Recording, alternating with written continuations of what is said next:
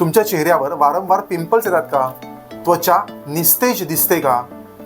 चेहऱ्यावर किंवा स्किनवरती वारंवार रॅशेस येतात का? किंवा पोटाची पेरं, ओठ हे काळसर झालेत का?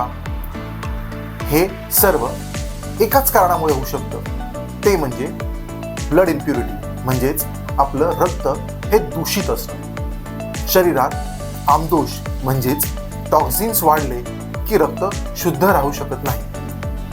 मग अशा प्रकारची लक्षणं ही आपल्याला जाणवतात.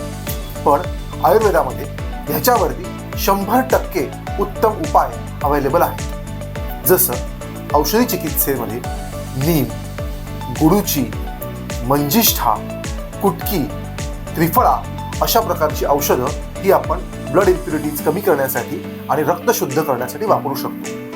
त्रास जर खूप जास्त असेल तर पंचकर्माचाही उत्तम पद्धतीने आपल्याला उपयोग करून घेता येतो, ज्यामध्ये विरेचन म्हणजेच थेरप्युटिक पर्गेशन, ज्यामध्ये आपण पेशंटला जुलाब करवतो, तसंच रक्तमोक्षण म्हणजे शरीरातनं रक्त बाहेर काढणं, जे आपण व्हेनेसेक्शन म्हणजे नॉर्मल ब्लड काढू शकतो, किंवा जळू लावणं लीच थेरपी याने सुद्धा करू शकतो. पंचकर्म केल्यामुळे शरीर पूर्ण प्रकारे डिटॉक्सिफाय होतं, म्हणजे शरीरातलं दोष हे पूर्णपणे निघून जातात आणि पेशंटचा त्रास हा उत्तम पद्धतीने कमी होतो.